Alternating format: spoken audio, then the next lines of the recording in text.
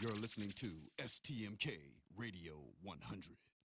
He's brought us to the brink of nuclear war, obstructed justice at the FBI, and in direct violation of the Constitution, he's taken money from foreign governments and threatened to shut down news organizations that report the truth. If that isn't a case for impeaching and removing a dangerous president, then what has our government become? I'm Tom Steyer, and like you, I'm a citizen who knows it's up to us to do something. It's why I'm funding this effort to raise our voices together and demand that elected officials take a stand on impeachment. A Republican Congress once impeached a president for far less. Yet today, people in Congress and his own administration know that this president is a clear and present danger, who's mentally unstable and armed with nuclear weapons. And they do nothing. Join us and tell your member of Congress that they have a moral responsibility to stop doing what's political and start doing what's right. Our country depends on it.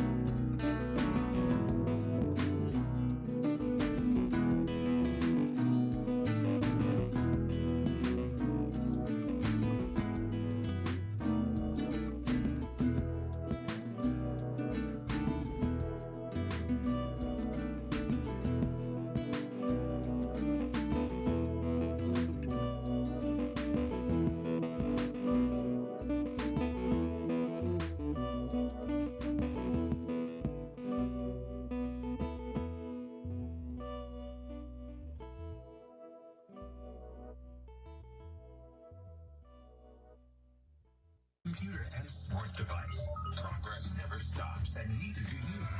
You need to hear the latest news, commentary, and interviews. Download the free app with your all-access subscription and stream every Progress show no matter where you are. Anywhere, anytime. We're here. Active, essential, progressive, Sirius XM Progress. STMK Radio 100, the podcasting station that brings you the Stop the Madness, Keep It 100 radio talk show that keeps it real, no sugar. STMK Radio 100 also presents At the Table with Reverend Bill Miller Show. Check out Brother Bill's Bible Study radio broadcast here on STMK Radio 100 at 8 p.m. Eastern Standard Time, 7 p.m. Central. STMK Radio 100 does USTREAM Live TV, FaceTime, phone interviews, chat rooms, the new emerging artist show, sports talk, dance music shows, book reading shows, and much more coming very soon right here on STMK Radio 100. Contact us. Visit our website at stmkradio100.com or email us directly at stmkradio100@aol.com. Give us a call at 1-866-484-7865. That's 1-866-484-STMK. Call us now. STMK Radio 100. STMK Radio 100.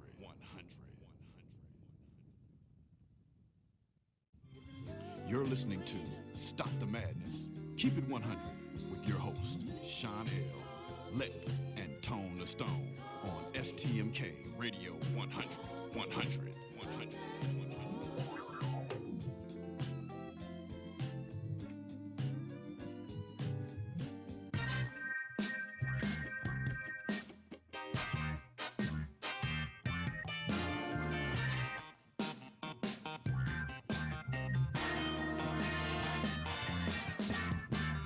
Yes, this is a PSA, a public street announcement. You are now listening to a Kickback production. Light up your L's, lean back, and listen.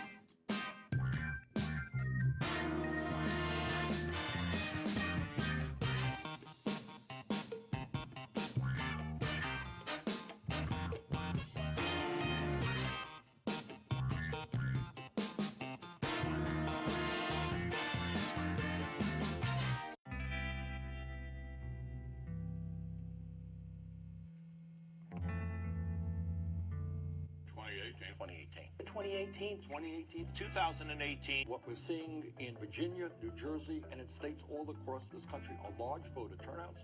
If I were the Republicans, I would worry very much about 2018. There's been a historic regulatory rollback, historic economic growth. I think you're going to see a 2018 that's going to be good for Republicans like me. We'll just have to wait and see what happens. Has won a state house seat in a district where President Trump won 72% of the vote in 2016. But now she is defeated her GOP opponent, Rebecca Johnson, by a 68-32 margin. Here's what we're looking forward to in politics in 2018. Well, it's an even-numbered year, which means midterm elections. And midterm elections are almost always bad for the president's party. They almost always lose seats in the House and in the Senate. That goes double when the president's approval rating is under 50%, and Donald Trump's is way under 50% now. The House is absolutely in play. Republicans hold the majority, but there are enough Democratic opportunities out there to make it a real possibility Democrats retake the House come November 2018. The Senate, a tougher thing for Democrats. There are 26 Democratic seats up to just 9 for Republicans. Republicans. But Democrats have, oddly, a little bit of a chance here. They've gotten a lot of good breaks, and remember, Donald Trump is not very popular, which makes taking over the Senate a very slight, but still a real possibility. Important election coming up. They get complacent. We cannot be complacent. I'm announcing that this year will be my last one as a member of the House. No name bigger than Paul Ryan telling staff and friends and others in Congress just recently that he has decided he will not seek re-election this year. This is a big blow to the Republican Party and their chances of holding on to the House in November. Ryan has been a prolific fundraiser.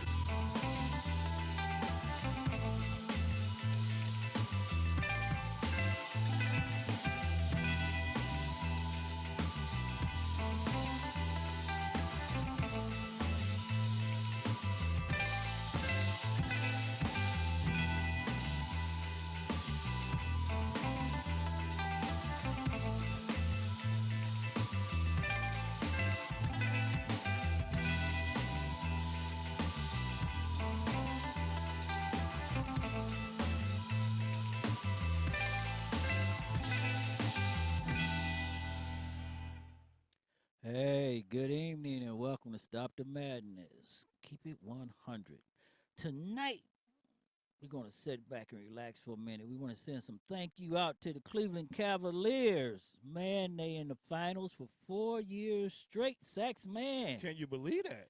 No, I can't believe that. Man, let me tell you something, Sax, man. The Cavaliers got it laying down. They playing Boston Sunday. Okay. You think they're going to take the series? I think the Cavs going to take the series, and I think this year they are going to go ahead and win a championship. Oh, you actually think they're going to win this championship? Yeah, I actually think they're going to win the championship. Okay, I'm not going to hate. I'm not going to hate. If that's what you say, I'm going to support that. Yeah, don't hate. I'm not going to hate. Because they're going to win the championship. Okay, we're going to see. You know, before we go to Tone the Stone and let Tone get himself together, Lord. I want to say this about the Blue Wave. You know, I was out all Thursday, and we was looking at the voting polls, and we was looking at what's going on with the voting and everything, and it was really, really sad. In Cuyahoga County, we only had a 18% turnout. Oh, my God. With all that's going on and all the problems and everything that they have and what's happening and everything, we got to do better about voting. Wait a minute. This is the largest county in the state. Not no more. Franklin took all the suburbs. Oh, so really? Franklin's the biggest county. Franklin now. County took it? Oh. But that's because they took the suburbs. Cleveland take Euclid and South Euclid and all, then we'd be the biggest again. Oh, my goodness. But the problem is that black people, and I'm going to say this, my people, we got to get out and vote. Tone the Stone, you got you millennials and everybody, you got to get out and vote. Yeah, because y'all have a lot to say, but when it's time to step up and show what you got to say, you're silent. And I might agree with him on that. Y'all might be right. Y'all might be right. I don't really know. Well, I don't really know.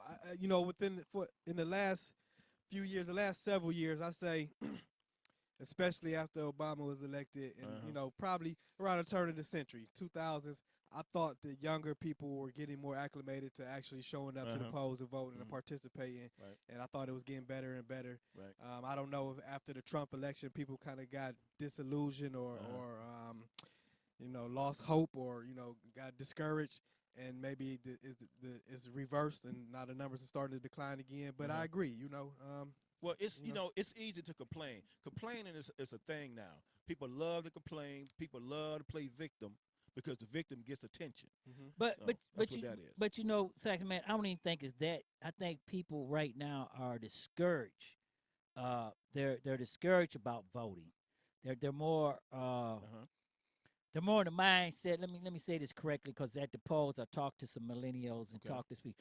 They're more in the mind, my vote don't count, so why should I do it? Because they're brainwashed into thinking that, Sean. Well, that's true, because if you look at what the Russians are doing now, and you look at what the Republicans and everything doing, they're trying to divide and conquer. Exactly. If you look at what's going on with the new phase now of I'm scared of you. Yeah, Okay, yeah. you can't walk into Starbucks. You can't be sleeping in a dorm room. Right. You can't walk through Saks Fifth Avenue. Somebody calling the police. We're gonna talk about that next week. Oh boy. You know, because I think there's a problem there. You call the police on me, that's your right to call the police. Right. But I think our officers need to step back for a minute. I know that you gotta protect yourself. Right. I know that you got to think, but we talked about this before. You can't get out of the car acting like somebody's gonna kill you. But on the same token of you checking yourself, like the Yale situation that everybody's talking about, right? I'm gonna have to say this: those officers did a hell of a job, and they be commended. A lot of officers are not taking the time. I know what you're saying, Sean. I'm with you on that. They're not taking the time to say, we're going to investigate this call a little more before we come up with the final decision that we need to put hands on this individual. And this is the problem right there, because just because a young lady's sleeping in the thing, and the activists, I'm saying this again about the activists, the activists got to stop people from challenging the police. They need to step up. Because that young lady had the police there. She should have realized they was doing something. She should have stepped in the shoes. She stood her ground. She did a thing, but she could have did it a little bit better and helped them out with the job a little bit better. And we got to find out, hey, what is this going on, calling the police on people you don't like. But Tony Stone, you know, the election, Cassandra McDonald put in a good thing. She might have a recall, but she only lost by 800 votes. Is that all? Damn, that's close. Terrence Upchurch took District 10. Wow. Kyle and Billy Sharpton went down, and then a lot of other people. But Tony Stone had a question, and he's going to talk with us tonight about it, Sax. Man, I really want to get into this conversation. I have his answer.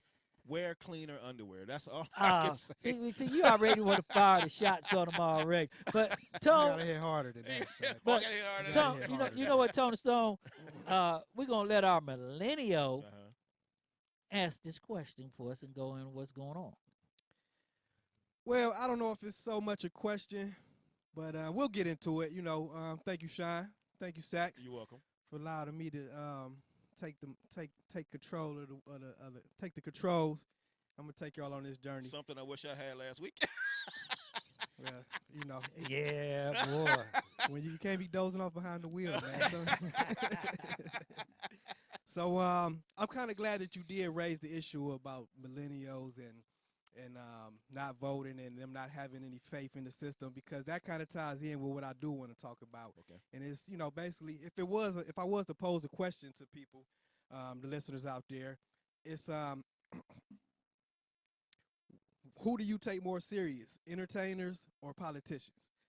Okay, so let me see. What maybe 2 weeks ago, you know, I mean, there's always something in the news about something crazy that entertainer, a celebrity, actor, or a musician, a performer, comedian, some said. And, you know, my personal philosophy is that that's what they get paid to do. They get paid to entertain you, to provide shock and awe. Even in their personal lives or in their daily lives as they go about their business, you know, when they're doing interviews, they're always of the mind that, hey, I have to keep the people paying attention. I have to keep them listening. I have to keep them watching. I have to keep them following me. So, you know, when somebody like that's Kanye, their money. That's their money. That's their money. Yeah, first and foremost, that's their money. But, you know, when people try to, so for instance, when Kanye said I knew he was gonna go to Kanye. Well, you know, since that's the most recent, that's the freshest thing on the airwaves right now. I'm gonna go into that. I got another example. This is actually more recent, but it's probably Kanye. not. Yeah, let's use Kanye. You know, we're gonna get into all of it. You know, because the I guess the issue is, you know, we talk about the millennials. You guys always seem to want to target the millennials, but it's everybody. We all in this together. Okay, so you talk about people not voting, the millennials, or people not showing up and vote. Okay. And you specifically trying to talk about because they don't have any faith. They think their vote doesn't matter. Right. Okay. And that's because when you look at somebody like Trump, somebody in office like Trump, or somebody like all these different politicians who have been caught up in these sex scandals. Now these are Republicans and Democrats. Right. Okay. And then I don't want to sound biased because you know I may tend to lean left when voting. but I don't really consider myself affiliated with any party. You know, I vote on what I believe in. But you know, with this issue in mind, the Republicans, you know, time and time again seem to be saying the most outrageous and craziest and insensitive and biased things. Okay, so my point is, the difference between them and these politicians, I mean, between them and these entertainers, is that these entertainers, that's what they get paid to do. These politicians, they take an oath of office, and it's not just politicians, it's police officers. But they get paid too, don't they? Yeah, I was about to say that. But listen, that's the point I'm trying to make. I just wanted to be clear that we understand it's not just politicians, it's also police officers. Wait a minute. Some of these politicians are actors. Wait a minute, I want to say this. They're former actors. Okay, but that's what they used to do, giving you shocking Trump's lawyer just got what, $4 million? Something like that. Okay, and he's the fixer. Yeah. Okay. Yeah. So money has a role to do with all that. But that's exactly my point. Okay. See, yeah, they have a job to do, and their job is the office that they took a okay. I'm gonna go with you on that okay? level before we go to the other level. Their salary is fixed. You know, now somebody like Trump, he doesn't even need that presidential that $400,000 a year, okay? Because he's already filthy rich. But nonetheless, he took an oath of office to preside over this country and do what's in the interest, the best interest of the people as a whole. Okay, and uphold the Constitution. So when when he's carrying on TV and in his interviews saying these crazy divisive things that's dividing the nation and is getting people heated and and bringing people to the brinks of a clash, it's a tragedy for somebody like him to do it, as opposed to somebody like Kanye, who was an entertainer, as far as I'm concerned, can say these controversial things in the sense Should he be held accountable for the same held to the same scrutiny as Kanye? No, hell no. That's my point. That's my hell whole no. point. Wait a minute. I understand what Tony Stone is saying right now. Right. Politicians actually are the principals sitting up on the stage. Okay.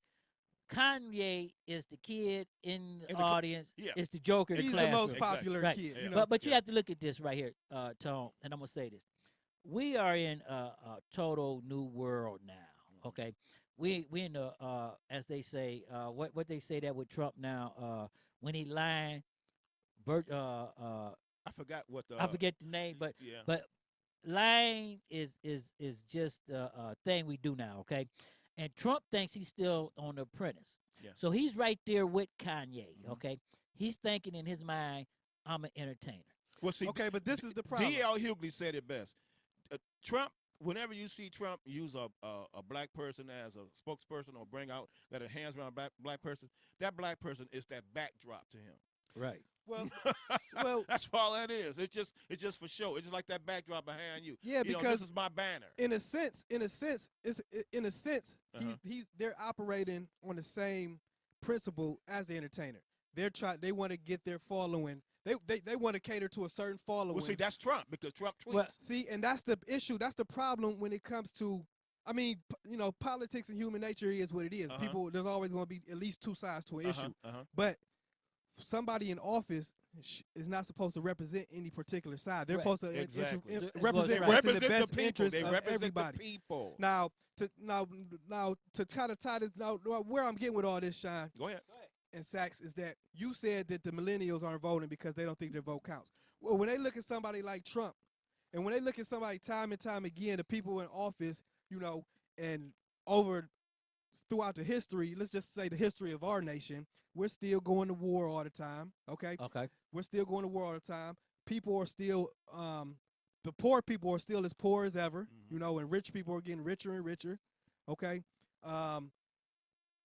With those, let's just leave it for those two examples. Well, that's right. People are disillusioned. It's been a while since I got a raise, so you're right about that. People are disillusioned with the idea that anybody that wins that office is going to make any difference. But let me ask you this question, okay? Because I understand when you say people are disillusioned, and I was out there with them Tuesday in the polls. But the problem here is that we are not holding our elected officials accountable. Exactly. We're not holding our police officers accountable. We're not holding our kids in the community accountable. Our actors. We're not holding our teachers accountable. See, I don't mind actors and stuff because we have to look at this with Trump. And I'm going to say this to everybody. Where are we at right now? Trump is the most hated man in America. Right now, yeah. And he's the most richest man up there with him, and he think he can do whatever he want to do, and he want to be liked. He hates Obama, okay? The people who's around him hates Obama and people of color. His job, believe me, they would get rid of Trump tomorrow, okay? And if they thought they'd get away with it, they'd do a John Kennedy on him, okay? That's the only way I can put it. Right. So the Secret Service ain't knocking on the door. Right. Okay. So Trump is the figurehead, and what Trump is doing is signing the policies that the people who really hate us. That really hate us doing. Yeah. Okay. And that's why Trump's there. And see why Trump is playing, and they giving Trump the TV and giving him the stage, and he's out in Indiana tonight doing his campaign rally. He's forgot that he's in elected office already. He already won the office, but he's still campaigning. Well, maybe he hasn't forgot. Maybe he didn't care in the first place. No, this is all. He this don't is know. all a game for him. It is. He was So surprised that there he you go, got it. Tone. That's There you the go. point. That's There the you go. point. It's all a game. People get bent out of shape and make an uproar when an entertainer says or does something crazy. And I'm not saying people weren't making an uproar about Trump we and these have politicians. an entertainer. We have an entertainer as the president. So, but none of them are being held accountable. Just like people feel like no police officers are being held accountable. Well, you can't hold them accountable. See, this is what we no, lost. but that's until we set that example. Until nothing's gonna ever change. So that's kind of what I mean by, I being mean disillusioned. Yeah, but as far as I don't necessarily agree with you with people not showing up. I think it's better. It's getting But better. let me show you this. Let me say this, and I want to bring this back in because this is going to tie it in. Okay, the community and the people in the community cannot get upset and disillusioned. Okay, because to change a system, you got to go in the system. To change the courthouse and the judges, we let Trump right now is filling the bench. Right now, and this is something that the Green Party, Sean King, and all the rest of them, I'm gonna call them out, didn't think about when they got everybody to go against Hillary and bury Hillary under the bus.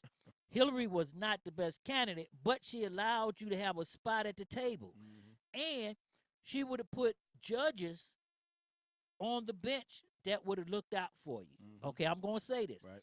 Trump is putting judges on the bench that is going to be there for 40, 50, 60 years. My kids will be my age and older, like my dad is, 80, 90, before they get off the bench. Suffering, whatever the Do fuck you that know they be the doing. type of rulings they're going to make? Oh, They strictly hate people of color. Yep. Look at the Supreme Court getting ready to kill unions. We're going to have Cassandra McDonald on to talk about that. Right. Well, so here's the thing about that, right? So you said 50, 60, 70 years minimum, these guys are going to be serving on those benches, right? So basically, it's too late. That's already in place. That's already in motion. Right. So, but I don't say I'm not going to say it's too late. Unless the new president come in. No, we can change that by law. Yeah, let's new But president. we got to get in the fight. That's what I'm saying. Right. Well, here's where I'm going with that. Okay, so I agree 100% with you on the local level, councilmen, mayors of city, police officers, dog catcher.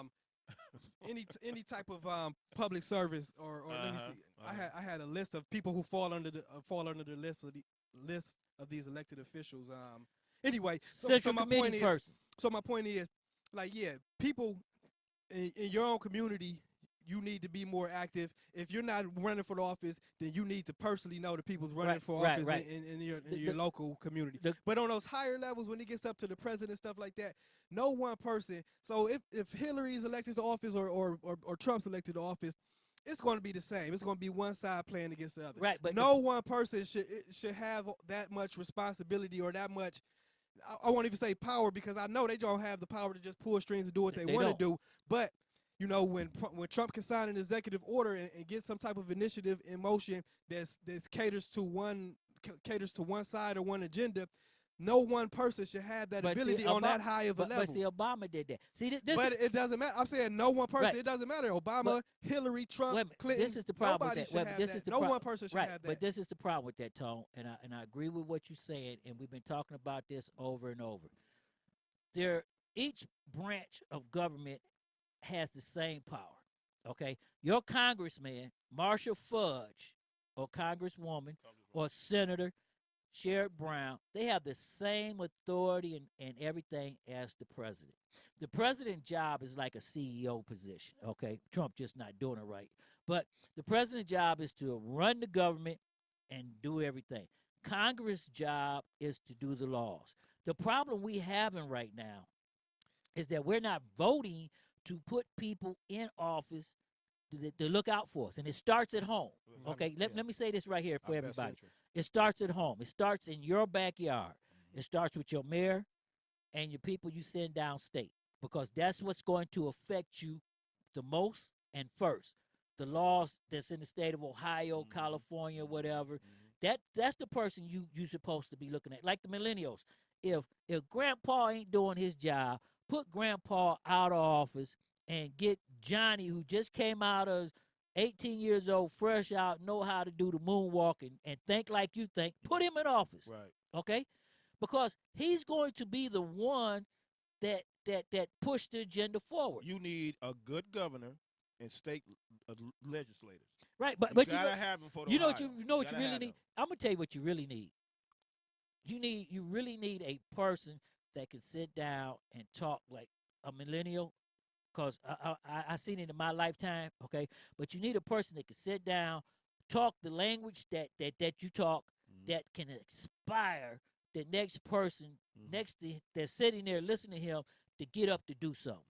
But And that's what we're missing. But that's that's not what we're realistic missing. because yes, it is. No, it's not. So my point is that on a local level, let's say even okay, so I agree with everything you said except for when it comes down to this one person being able to be the person to make all the change.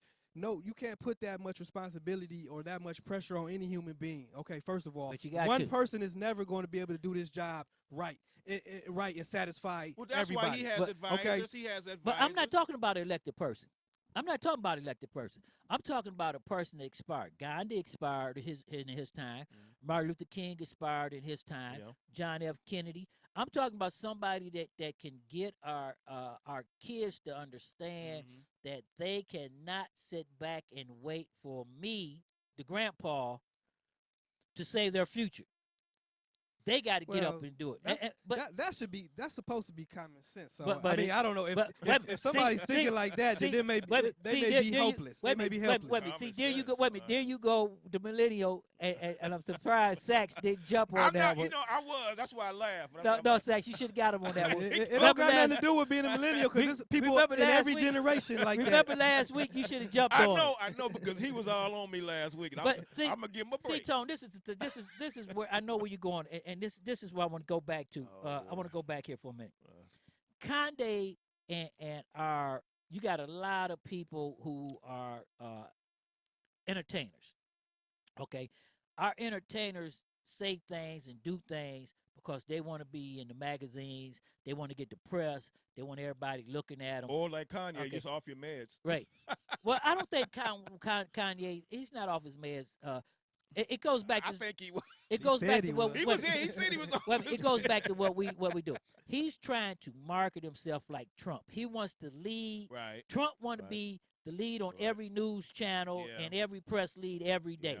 And that's why he can never get nothing done. But he's messing up his brand though. Right. He's messing up. He don't have a brand. Well, he's messing up his clothing brand and his wife's brand because his wife is still out there trying to shake her ass. But you have to look at Kanye. So it's messing her up too, man. Shocking all. Hey, that's shocking all. Yeah, it's shocking all. Shocking all. Kanye. You know, and we're not supposed to expect nothing less of Kanye. Right. Exactly. And we're not supposed to expect nothing from him, period, because he's an entertainer. He's an entertainer. Okay? Because anybody who says, and I'm going to address this, that slavery was a choice. Oh, my God. Has a silver spoon in his mouth, but we put him there. I don't even think that. I just think he's purposely trying to get a rise out of He people. is purposely getting a rise. He definitely but is. Tone, he can do that. You know why? Because we, the poor people, has given him our money and put him there. Jordan would spending $500 on some Jordan tennis shoes, and our kids don't have no lights. No lights, no food.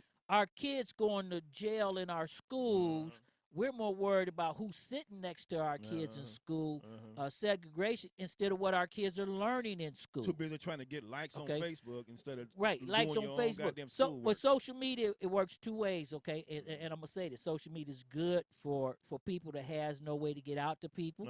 But social media can also be your worst enemy. It is a hindrance. Because the dark side, don't come on. Since y'all always want to talk that millennial, come on, man. Y'all not really the real good authorities on social media. It's not really for y'all generation. We took it over. No, y'all didn't take That's it why over. ain't nobody on Facebook. Y'all didn't take but it over. millennials. I'm not even sure y'all know how to use it appropriately. Old people is on. Where you at? Okay, let me ask you y'all this trying question. to figure out all the features and everything still. Well, let me ask you this question, Mr. Millennial. We know you're not on Facebook no more because all the millennials left Facebook. Yeah, I'm on there. I'm on there. Okay, so You on there to Instagram, spy on us. That's why you're Snapchat. I be waiting for Sax. He used to send me the videos every week, man. You know, Oh, yeah, No, see, I'm not gonna do that no more. Cause you he used to give me something. Give me something.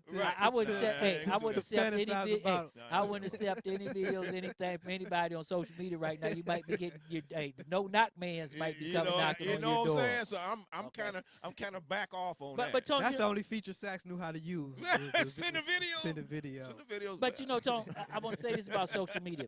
Social media was established by college kids so they could know what was going on the campus and they could talk back and forth with itself. The problem with social media is, and it's the problem with everything in life, money got involved and it's taken over what it was actually established for. No, it's still being used what it was established for people to socialize. No, but money is taking. Money but is it's just universal now. Money's taking. If you have you noticed if you on Facebook and you go on your web browser and you go look for some kibble and bits, do you know when you go back to Facebook and you look in there, you see all the advertisements with kibbles and bits come up on your But page? I fail to see where that's a problem because it's now a problem because I don't want all that stuff on my page. But it's they marketing you.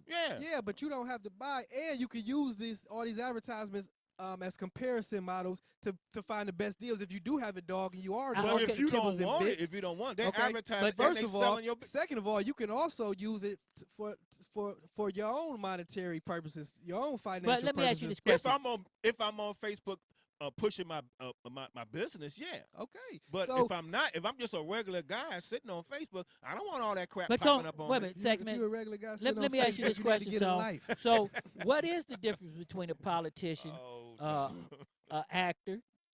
Okay, so here, so first, I want to get your insight on that. Okay, so here's the. Go ahead.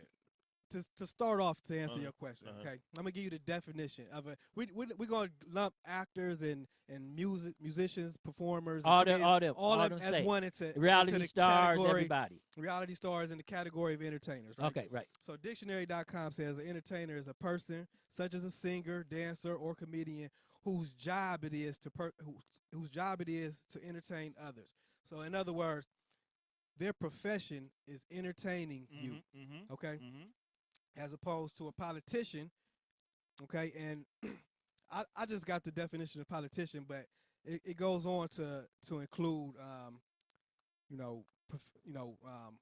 public servants like police officers, fire people, whatever. Okay, so their job is a person who is professionally involved in politics. Okay, in other words, the governing of the people, the rules and laws and legislations that I got you. Keep society in order. Got you. Nonetheless, okay. So legislators, elected officials, statesmen, so on and so on. Okay. So that's the difference by definition. Okay. So when you hear, so an entertainer, their profession is to entertain you. Okay.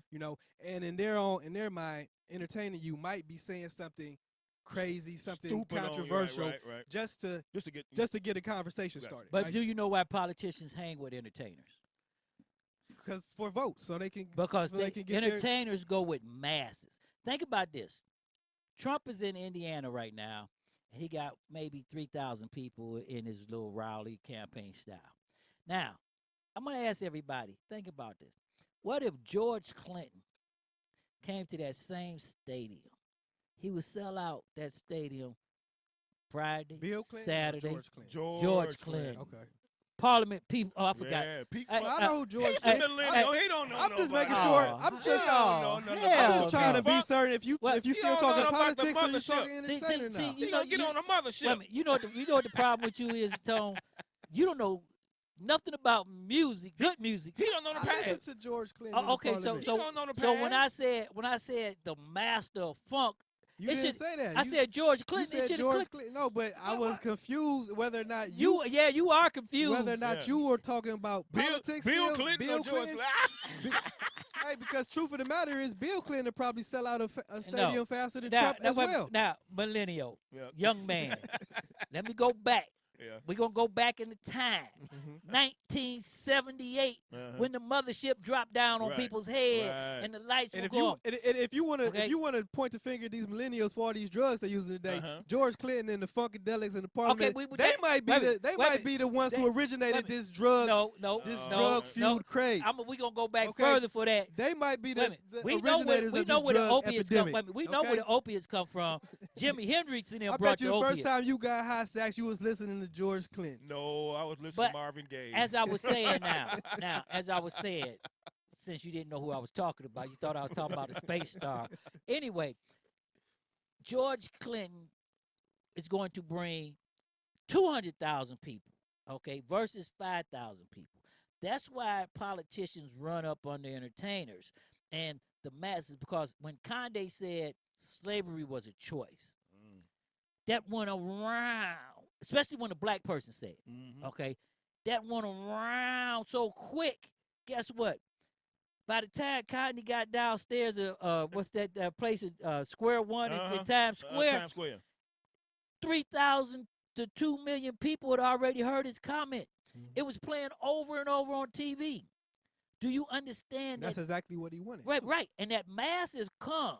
And when that massive come, he gets control of everybody's listening. He probably didn't expect the outcome. When Trump do something, he know exactly what he when Trump do something stupid, if you think about this, every time Trump do something good, like he frees the prisoners, then he do something stupid like going to get Rudy Giuliani to talk for him, and he's standing on Air Force One telling everybody he don't know nothing about the porn star payment. Then Rudy Giuliani comes right out and say, yeah, he know about it, and he gave him the slush fund to pay him, okay? That's stepping on your feet. That's a stupid person, okay? But when you look at Kanye, Kanye's doing that for a reason, and he's doing it because he just put out a album that he's trying to push, okay? Now, he's trying to get album sales, and guess who's going to come and buy his albums? Because you saying, not you personally, so I'm sorry, I don't mean to say you, but I probably am going to I was about to say, but all the blacks are saying, Kanye done lost his mind, and I'm not going to buy his album. We're going to protest. Now, since Kanye done lost his mind, you're not going to buy his album, you're going to protest. Trump's people, because he standing by Trump and he happy with Trump, he just moved into a new market because they're going to buy a CD just to show everybody that they back Trump. Okay, so you have to understand when it comes to money and to it. I get it. I understand. I mean, I understand perfectly well how the game goes. You know, and even for these politicians, it's a game for they're playing the game. Okay, yeah, they're gonna you know, they're going to go with celebrity endorsements because of their followership. You know, it leads to votes. I understand that. My whole point I'm trying to make is that for entertainers, it might not. We can't even say that it's cool. We can't even say that it's good because maybe socially it's wrong. Maybe socially it's bad. Okay, but you can't hail them. I mean, you can't point the finger at them and say, you can't say that. You can't do that because they have the freedom to say whatever they want. But a racist David David Duke, the Ku Klux. You know, was he a governor now or something, or what is he, a senator or something? You know, he's still. Huh? He is. Well, wait, still in no, office he or wasn't a something. senator, but he ran for the Senate. But he's still in office right now. Right. But see, but anyway, my point is, so you know, it's a difference between. Okay, he has the freedom to say and think how he feels as well. But when he's sitting in that elected office, okay, when he's representing a body of people that reflect far more than his personal, far more than his personal beliefs and his personal He feelings. has to choose his words more more carefully and watch. But he what does he it though, because he still spews that racist and biased rhetoric. Right. But he has no place. He has no place sitting in any public office.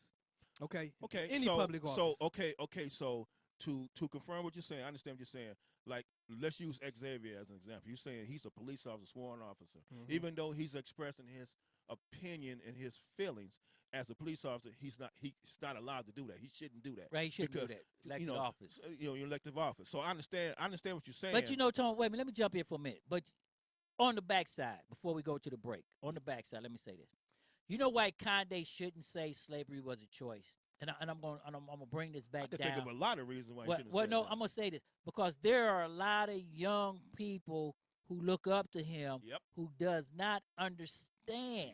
Okay, and he's impressing on their mind. That's the only problem I have with his his First Amendment right, and I agree with that.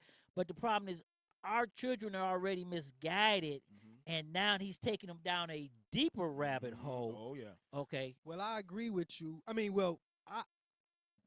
I think I agree with you in the sense that I don't agree with Kanye that slavery was a choice. Okay. Right. Okay. Now, he has the right to say it. He's an entertainer.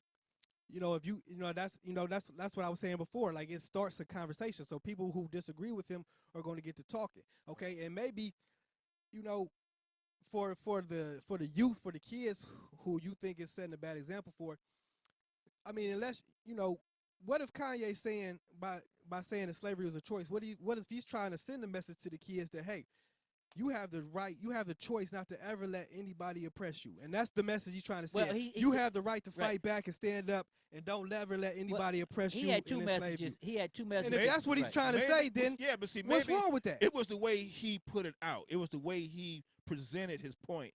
I don't think he meant we chose to be, but it was just the way he did it. I understood where he was coming from. It was just the way he presented it. Well, you that know what? took people a whole different direction. Hold that thought right there, because we got to go pay some bills, and we'll be right back.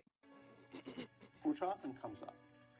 Segregation in schools. There's this abiding belief that my children need to be sitting next to white kids in order to learn in school. I reject that. There have long been majority black schools in this country. Since Reconstruction, they did an excellent job of teaching black kids. And they remain today. Some of the best public schools in this country are entirely black and brown. Some of them exist in the city where we both live, New York, in Harlem, or the South Bronx, or Brooklyn. Majority black schools outperforming the liliest white suburbs in New York City. This idea that the focus should be on the racial makeup of the school and not whether anyone is learning, I reject. I am not obsessed with the racial makeup of the school. I'm obsessed at the performance of the school. And I think our policymakers would do better to focus on that.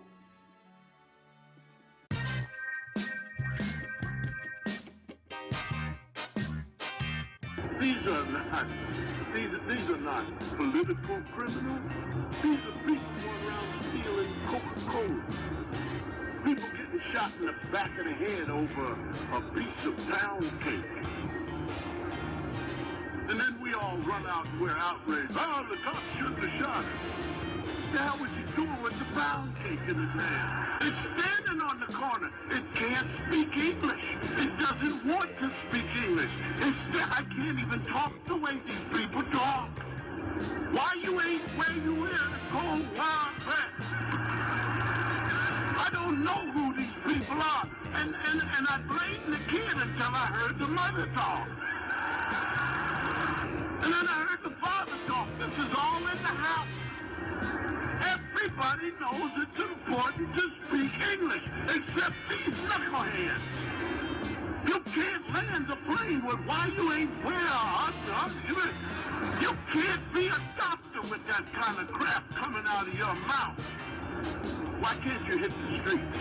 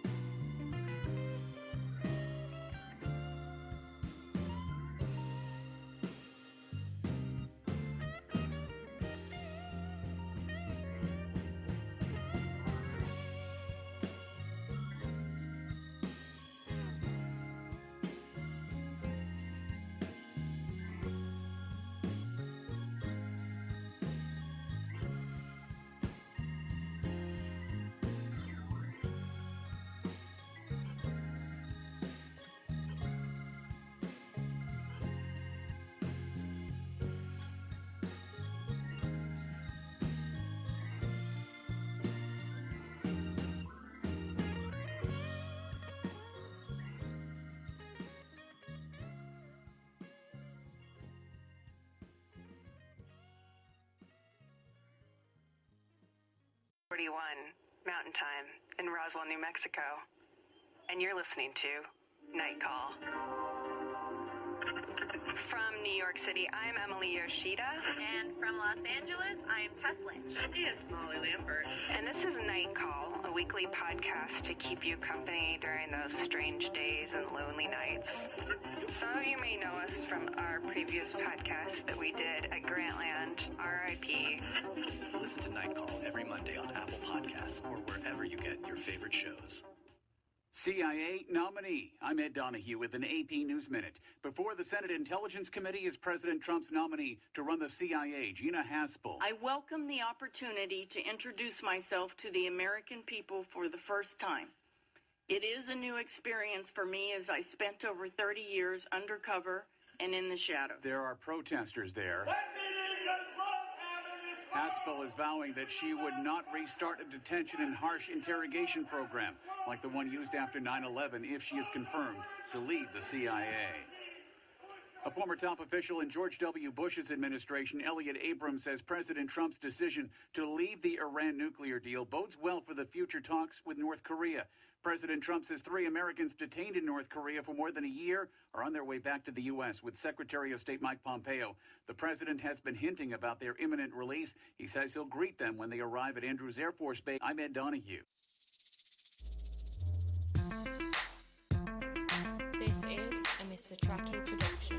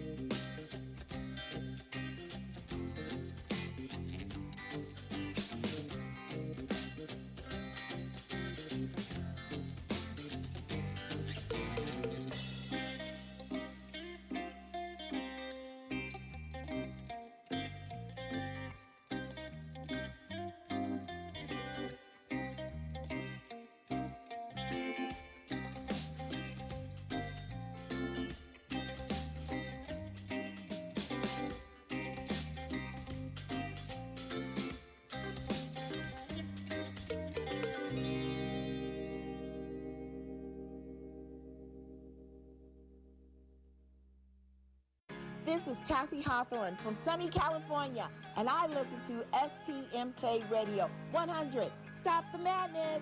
Keep it 100 on Facebook Live. It can be tough trying to promote your product or service in the world we live in. Countless hours spent spreading your message through signs, social media, and word of mouth, only to be received by few. What if there was a better way to promote your message? What if you could communicate directly to people through their Android phones? Well, now you can. Meet the Acervia Go. Think of it like a tiny beacon broadcasting to anyone who enters your zone, up to 100 yards. Promote your product, service, brand, or promotion using a preset 40-character message and clickable link to anyone with an Android phone and Bluetooth enabled. This message appears as a notification on their phone, just like a text message, Facebook notification, or any other alert. And when they leave your Acervia Go's broadcast zone, the notification goes away. How cool is that? Think of it as a time saver, a business booster, even a personal messenger, communicating directly with customers in the area with a custom message from you. The best part is, Acervia Go works, even when you aren't. When you're driving, eating, sleeping, or whatever you might be busy doing, the Acervia Go is constantly and consistently getting you and your brand or product out there to the people in the area. And you don't have to worry about battery life. The Acervia Go's battery lasts up to 2 full years. Think about it. What could this do to your sales? And how would this help your business grow?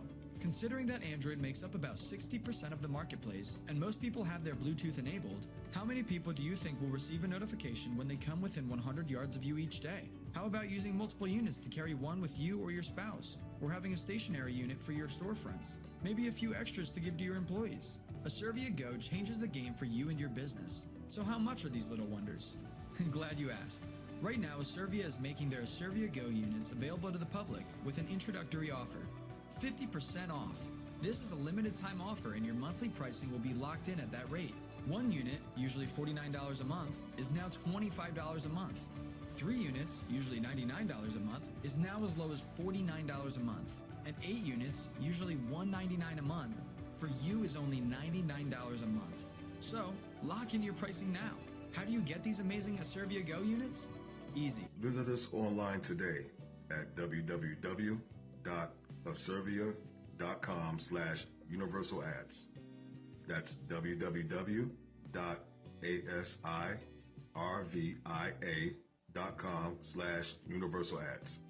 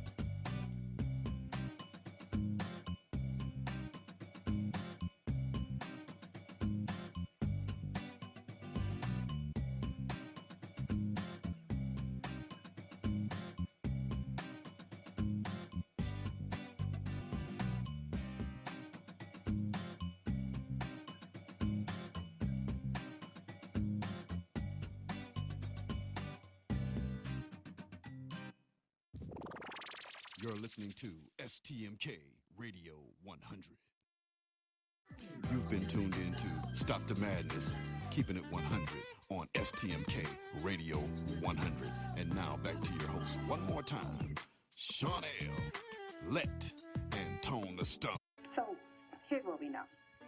Yes, there are exceptional schools just like there are exceptional people. But exceptions and pointing out the handful, the literal handful in any community of majority black schools that can sustainably compete with affluent white schools. Handful, there are dozens in New York City alone. Name. The Harlem Success Academy Network consists of dozens of schools that regularly outperform neighborhood schools. Right. But my question is, is that the exception or the rule in New York Public schools? I just named dozens in New York City. Is that the exception or the rule? Right? It's the rule in New York City. Here's what we know. So they regularly outperform neighborhood schools. I've been covering. I was worried about the right. No. I've been covering school segregation for 10 years. Let me hear this. I've poured through data compiled by the U.S. Department of Education. Here's what it shows. The more heavily black or Latino a school is, the less likely that school is to have qualified teachers, to offer college prep curriculum, advanced placement curriculum, to have up-to-date facilities, to have technology across the board in any community in this country. Yes, there are exceptional schools, but you would be dishonest to say that that is the rule. Well, welcome back, and now we're going to go to the phone line.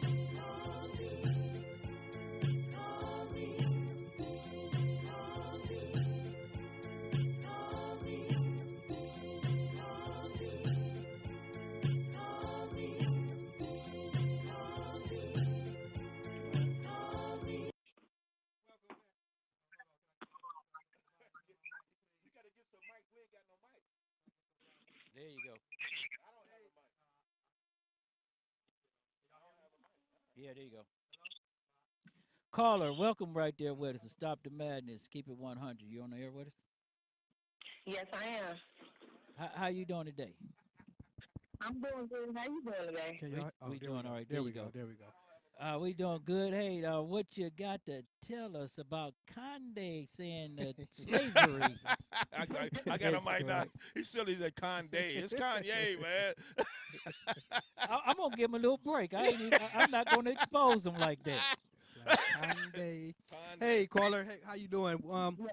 We got is it Miko from the 216? Yes, it is. Great. How you doing? How you doing? How you doing? Welcome. We're glad to have you on the air. We've been talking about our priorities as a society, more or less, and how people place value in entertainers as opposed to politicians. Specifically, we've been talking a lot about Kanye. So, with everything that's been in the news the last week or so with Kanye's antics and his rant and all, how do you feel about what he said? Do you feel like Kanye let the people down? When he made that stupid comment. With that statement, do you feel like he let the people down by saying that? Yeah, Kanye West let black people down a long time ago, man. He's been a prick. He's been all over the TV, tabloids, Twitter, everywhere talking crazy for the longest, but that was harsh even coming from Kanye. I didn't even see that coming. So Migo, let me ask you, because this is kind of the premise of our show. We're saying we're comparing when entertainers like Kanye say crazy things like that and do crazy things that he does, and it being his nature as an entertainer, as opposed to somebody like Trump, who's supposed to be a representative of doing the right thing in a public office, taking an oath to do the right thing and serve the people. I mean, you in this day and age, don't we expect things like that from our entertainers? Don't we expect them to say something that's going to shock the people, is going to get people talking? Of course. I mean, because, bad publicity is still publicity. He got everybody talking about him, even us now, So. Exactly. Do you listen to Kanye?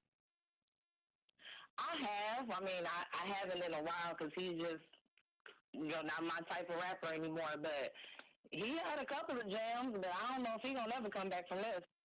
Could you name one of your favorites that Kanye made? Jesus Walks. Oh, Jesus Walks. Okay. See, now I see why. Now I see why you feel the way you feel about Kanye. If that's your favorite song, I'm gonna take a shot in the dark and say that you're a real spiritual lady, church going lady, God fearing lady, and that's why. Say he don't know you, do we, Miko? No, I'm a good Christian girl and all, but Kanye, he used to be all right. He had a couple of bangers, but I don't know what he's gonna do now. I mean, me personally, I still, find Kanye interesting as a person.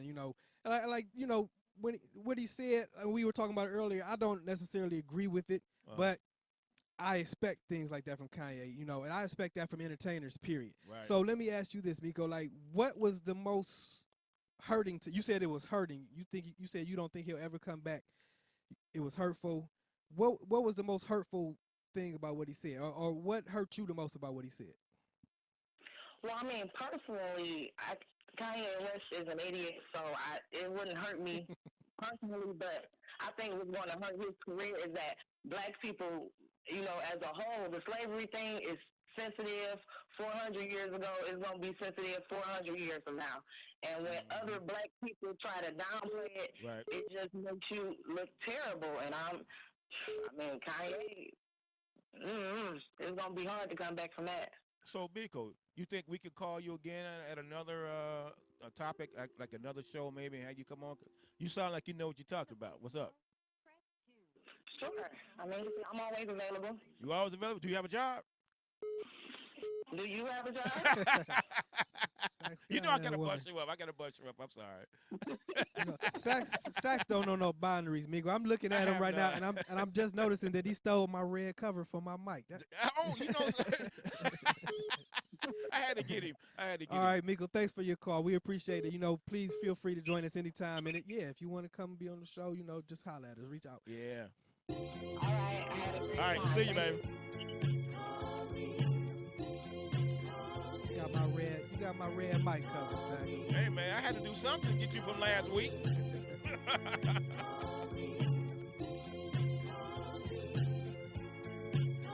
But no, something, you got to blame Sean for that one. Sean did it. So I think we're getting ready to take some more callers, everybody. In the meanwhile, while we see who we got on the line, so we talk about Kanye.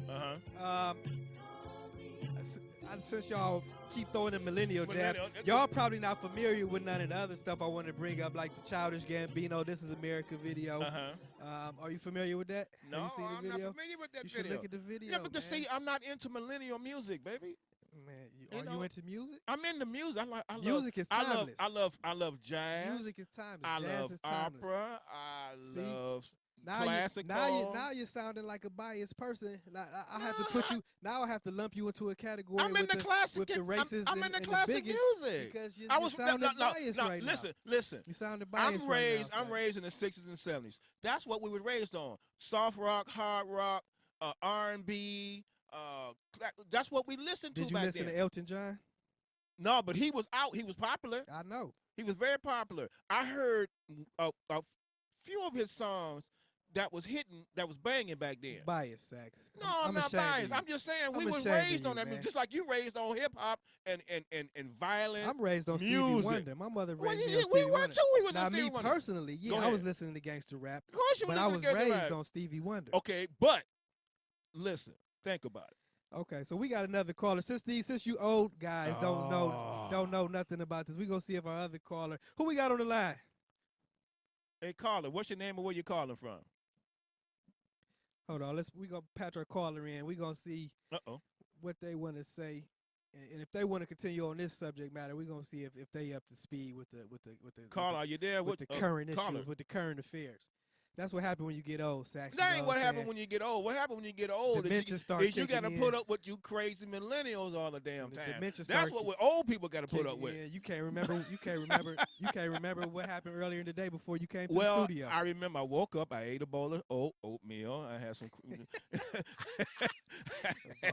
A bowl of oatmeal is good for you. That's good for us old folk. I can tell you that. Yeah, well, when the show's over today, man, your homework is to go and watch the watch the Childish Gambino. Childish Gambino. This is American video. So we got another caller on the line. Caller, are you there? What is with the IT guy today? Caller, are you there? They don't want to talk to you, Tom. Caller, are you there? Check 1 2 1 What 2. happened? Okay, well, maybe we'll get him back. He'll call back. Call and get him back. So what about? Okay, you're not familiar with the Childish Gambino? No, I'm not familiar with the do Childish you watch? Gambino. Do you watch the new Roseanne, the revival? I didn't watch the old Roseanne. I wasn't a Roseanne fan. I'm not a Roseanne Barr fan, but her husband, I like him as an actor. You know, the husband that she played, the husband. John Good. John Good. I love him as an actor. He's a great actor. I just didn't like the show. The show didn't appeal to me that good. Yeah, I was never a fan of it either. But so there you go. You about to bust my balls by the show. You wasn't. No, I just want to. we talking about entertainers and entertainment Okay. and politicians and the fine line that people seem to walk and cross and dance over all the time. And the boundaries. Now I got the word boundaries stuck in my head since you since you overstepped your boundaries. I'm gonna get the with boundaries that that overlaps. When it comes to politicians and public servants, paid public officials, as opposed to celebrities. What do you expect? What was he tone? Hold on a second. I think we got our caller. Okay, go ahead. Caller, are you there? Our caller. Okay. He's prank calling us. Let me say, yeah, he is. Let me say, what did you expect from an entertainer like Trump to get in office and be presidential? Once he gets in office, he's not an entertainer He's anymore. not presidential in the first place. He was never. What office did he hold before he became president? What office did he hold? Was he a mayor? Was he a governor? Was he a state? Now that you mentioned that reminded me of something that Sean said earlier about the president being CEO. That way of thinking is just dead wrong, because this country is not a corporation. It's not a company. But that's how they running it though. It's a corporation. But that's the problem. It's not a country. It's a corporation. But that just made me think of that. I wanted to address that. But Sean earlier. But to answer your question about Trump, okay? Yeah, maybe it's all fun and games for him. Maybe this was just a challenge. It's he just ran for president just for the hell of it. And he just did. For the hell he of was it. surprised. And he got elected. He's in office. Yep. Okay. And if he's not holding up his end of the bargain as a public servant, then he needs to be made an example of. No, he's not going to leave willingly. He's not going to leave on his own. Right. But as a society, if we expect anything better from the politicians of the future, then we have to start making an example of them now. Now think about it. He done several things. The sooner the better. That's impeachable. He done several things. Now here they want to impeach Clinton for a blowjob. All right. They wanted to get rid of Nixon for the Watergate scandal. Now, all those little things that was minor to us, big to them. But here you got a president that's running around out here doing he doing so much stuff that's impeachable, and they're not touching him. You know why? They need him in office because he carries their agenda. Well, you know what, Sachs? The main thing that's impeachable about Trump, since he's the one that's sitting in office right now, the main thing that's impeachable is that if his agenda, and they're talking about money laundering and all sorts of illegitimate finance, his personal sexual affairs aside, he's a human being. Right. But I'm not gonna judge anybody. I'm not gonna judge anybody.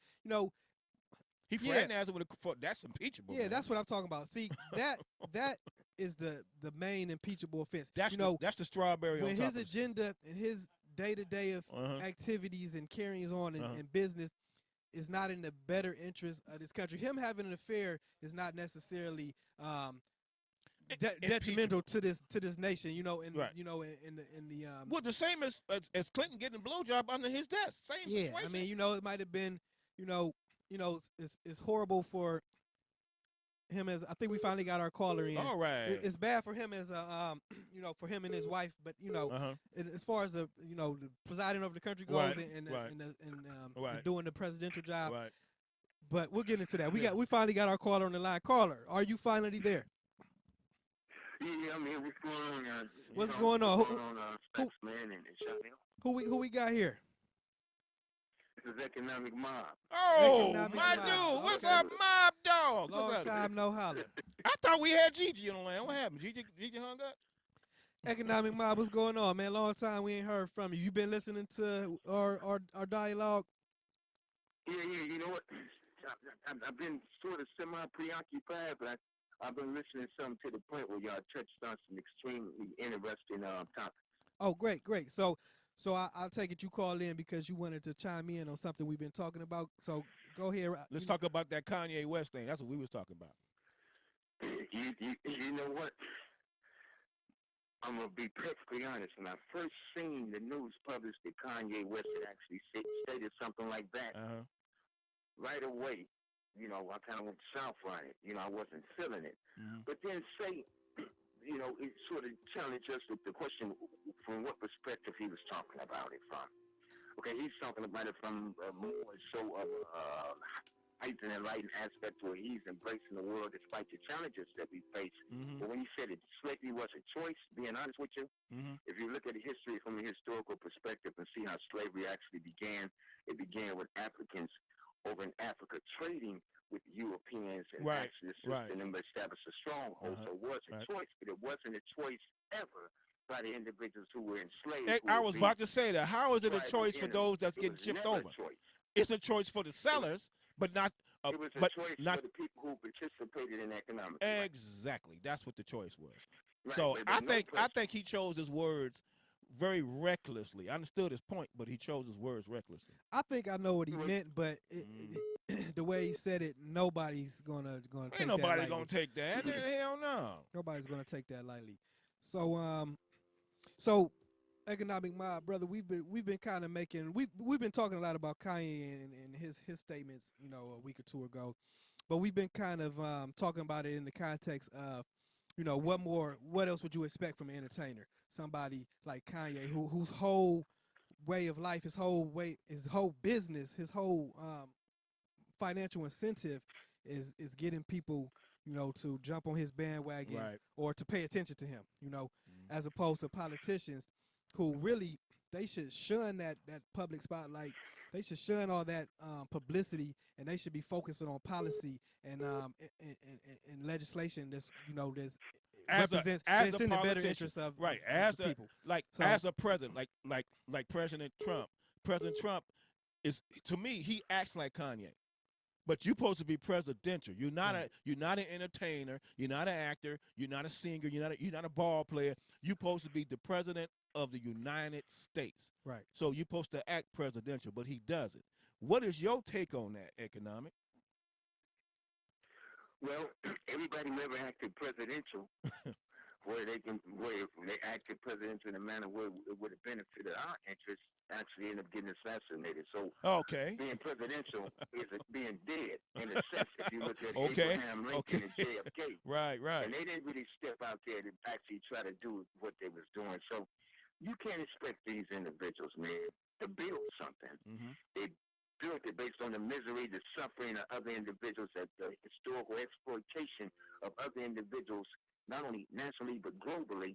You can't expect them to actually build something for your interest. This conversation we're having deals with us actually beginning to measure like a master morality and a slave morality.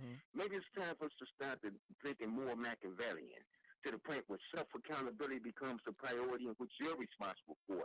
Tone is right in his position to not embrace these political ideologies wholeheartedly, but he only becomes wrong because that's the expected results they want to basically push our people further. So we're at the crossroads.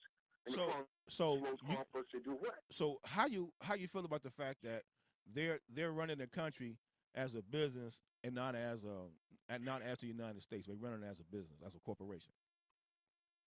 I think they're doing a wonderful job, okay? Because it's always been a corporation. Yeah, always. It went from a republic to a de facto democracy. That means it's mob rule. It has been incorporated.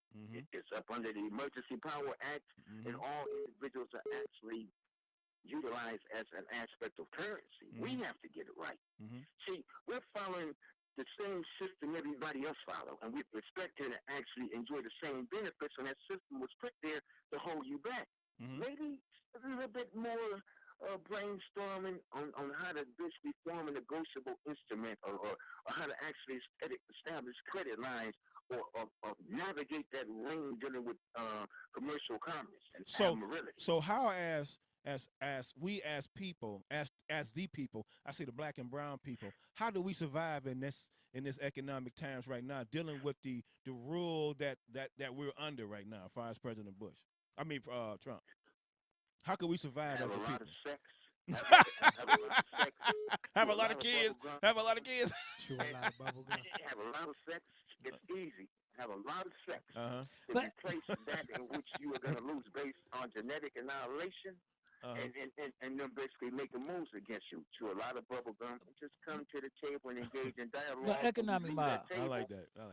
Economic When you leave mob. that table, you should have established something that you define. That's not codependent upon what somebody else defines. Okay, I got you. Well, let me ask you this, economic mob, since we're sitting here and we was on Sax Man last week. Yeah, they were dogging me last week, man. The new thing that's going on now, that the police is being called on everybody as being out there in the thing, and police officers getting out of the car thinking somebody's going to kill them. What's going on with this? I never seen a term. You know what? We all share certain professions in life with certain experiences in life. And I never seen a time where police actually seem to be so much in fear of their life. You follow me? When you look at the crime rate, despite economics and unemployment, the crime rate is actually down. So the media basically is putting these stories out, and it's just the same. It's like the same thing they did when Obama's in office and Trump is in office. They can attack you using propaganda as effectively as they can attack you using a gun. Which one should kill more of your people? Propaganda will. Yeah, that's true. That is true. You know, so at the end of the day, I don't think they're scared. I think, like we discussed before, that the community has reached a certain level of maturity where now they're going to be expected to display it, which means you should be less codependent upon calling the police.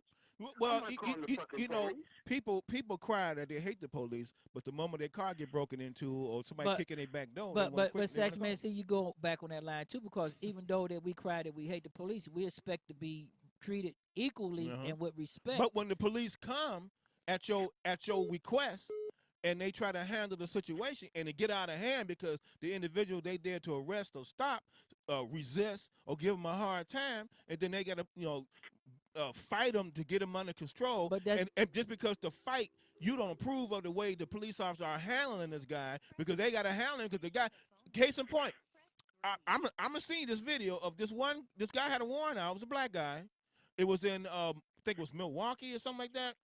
And it was a black guy, and 3 cops tried to arrest him, and he fought him. He had to go on the radio and call for several cops to come and arrest this dude. So they had to fight him. They had to use whatever means to get him down on the ground. It was a big black dude. But you do with C-Sax, man. But they used whatever tactics they needed to get him down on the ground, and they got him down, and they cuffed him, and the whole neighborhood was hollering at the police. But Saxman, you have to understand that.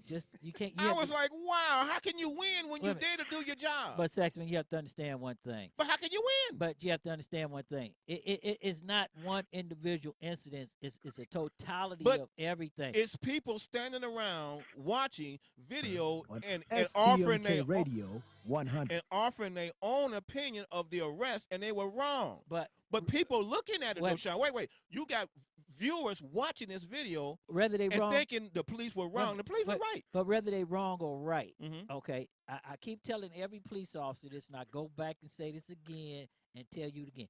It makes no difference how many times a police officer does anything, okay? The question is, if one police officer does something wrong, the whole police department has to suffer for it. I know that, but these police officers was not wrong. It doesn't make a difference whether you're They were right. there to arrest this man. He had a warrant Do out. you understand? It doesn't make a difference if you're right in your incident, okay? Get out of the incidents because every incident is different from what happens. Gentlemen, let's keep your personal squabbles. We got Right. we got a caller on the So line. Let's economic get back mob, to right? economic You know, mob I try. and talking about this. You know what? 809 know what time it is. 809, you know what time it is. But see, press economic mob. I try to keep Saxman to understand. He always think that he got to put duct tape on me every time when we talk about the police. No, it ain't about duct tape. He has duct tape me. It's about the understanding. You fail to realize the God. problem. See, you fail to realize the problem in the black community with the police. Hell, I live in the black community with the police. I know. And until you realize why the black community and the police department are separate, you keep trying to put the police job with what's going on in the community, and those are two separate issues. All I was saying was you got police officers that arrived to make an arrest. Saxman, This stop it guy right there. resisted and fought him. Saxman, stop it right there. Because you keep trying to put the problem that the police have with them doing a certain job. It's not the job that an individual, right? Because you don't understand what's happening in the community. All I'm doing is explaining the situation. No, stop it right there. So, brother, economic mob, on the topic of personal accountability. Okay, go ahead. That's what I believe. That's what you were focusing. You were trying to emphasize is what people need to be focused on. You know, as individuals. What word of advice do you have for the rest of for us here in the studio, so I can get these two, you know what I'm saying, to back off for a second? Oh, and you for our got to back off? listeners out Hey, economic mob, school Saxman on the problem of oppression. He doesn't understand the problem of oppression. School him. As I'm gonna back up off the mic. I guess I was born in the suburbs and with around white people for all my life. No, right? I don't know nothing about being oppressed. Saxman, you can have you heard about Willie Horton? You can be from the hood and be there and not understand your oppression. Okay, I understand about oppression. So back up, economic mob. I had garbage thrown on me as a kid going to school from white people. I've been there. Caller, economic. Hey, press.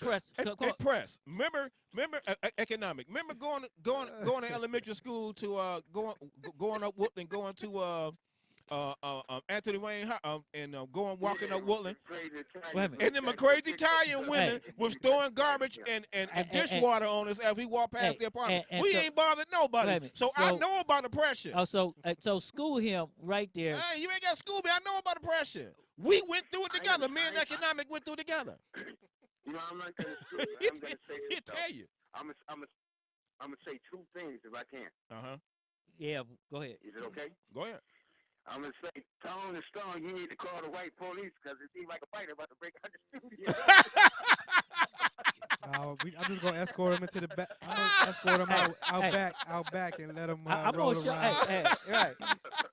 That's Sean. I ain't got nothing to do with it. I'm man in my business. I'm just sitting here in the squad car. I'm on the passenger seat. I ain't did nothing. Sean driving. No, Stan.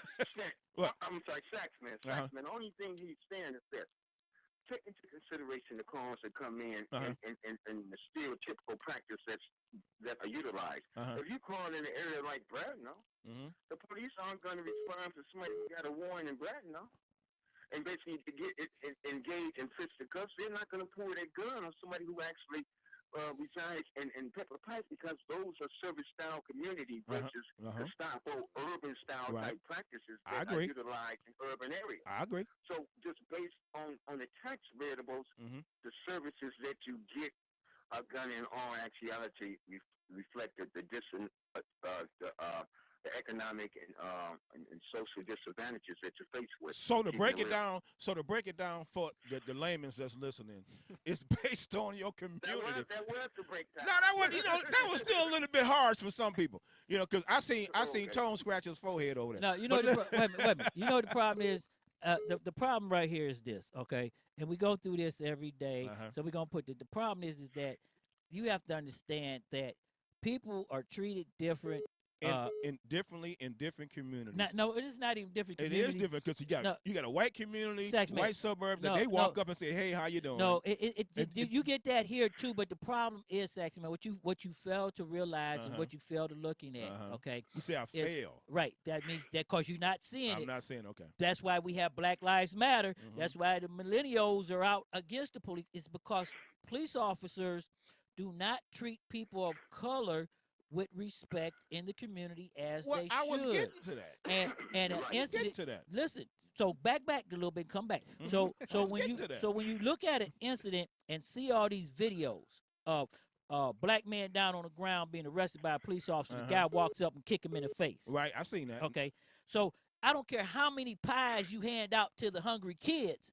If 20 videos come out showing police officers abusing somebody, that problem with the pie you giving to the kid, well, you is can't not win seen. then. There's nothing a cop can do. That's what ain't that what I just told you? But I said that. Okay, so when police officers start looking at the conducts of their brothers and their sisters, and start addressing that conduct that is being done in the community, then you can address when a police officer does something right. When good cops call out bad cops, okay, when instead of trying to justify how good you are and how people stand up against you, come back on the other side and come to the brother who's getting his rights violated. People Hey, love Economic Mob. Hold it. Did you see the Childish Gambino "This Is America" video? You know, I kind of seen some of it. I seen something that was talking about victimhood or something. I'm not well versed on it. Don't school me on stuff. Well, I mean, it's a new song. Y'all know who this brother is, Childish Gambino. I personally like him more as an actor and writer. You know, he's Donald Glover. Yeah. Okay. I mean, this brother is multi-talented. He does everything. Yeah. So you know, he's a music performing artist as well. And it's like he you know, that Redbone, that was his song. Right. You know? Okay. But his latest song isn't that Danny Glover's, was that grandson or nephew or somebody? I'm not sure about the family history. But he had a good thing though. Yeah. But so his latest song is called "This Is America," and I keep asking about the video because that's kind of like, the song is great. I like the song, but the video and the visuals in there, you know, we're speaking on the topic of the violence and the police, you know, the clash between the people in the community and the police, and this video kind of portrays, like, not necessarily the violence, the police brutality or the clash between the community and the police, but just the violence in the community, in the society, period. Right. You know, so I recommend you guys go check the video out, and then maybe next week or some other I seen time the video, we can have a and I dialogue understand about that. But I seen the video. But if you look at what I'm trying to put right here in the community that we dealing with right now. Whatever happened to Gigi? Segment. I just want to know what happened to Gigi. I don't know. We got callers calling all over the place. Yeah, I can hear the phone. So you just got to go with the flow, okay? You go with the flow.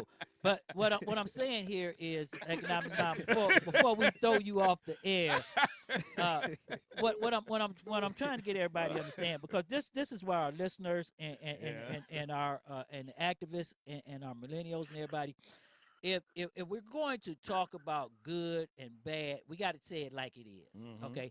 And we have to go back to the stage of what started the oppressions.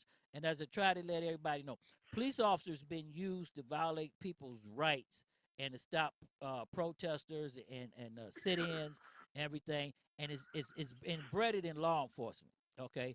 Just like we asked you earlier about the people sitting in Yale University being called. The student getting sleeping, somebody white seen him and say, "I'm afraid," and I call the police. Right. Starbucks, cause the two black guys sit there, they call the police. How about the guy who was trying to get into his car? He locked his keys in the car, and he was trying to get in his car, and a white woman drove by and said, "I don't want to sound racist, but it's a black man breaking into a car." But Saxman, this is what I'm trying to this is what I'm trying to tell you. You can't jump on both sides of the fence, because you were just talking about how good the police was. No. I'm going right along with you by saying, and I'm trying to I tell can understand the difference. I know the difference. But I'm trying to tell you is, if everybody would sit back at the table and start understanding why each incident is escalated or different, it's not because what you do or how you do it, what was done and seen 40 times later. And in today's society, when you get a video, you only see the bad part of the video. This is what I was trying to say. But that's society, so you can't question nobody on the bad part of the video. You have to go back to the conduct of police officers, period, in the community. Because for every good story, you got a bad story. But if all you seeing is the middle to the end of the video, you ain't see what you know what the truth of the matter is? You're getting the wrong impression.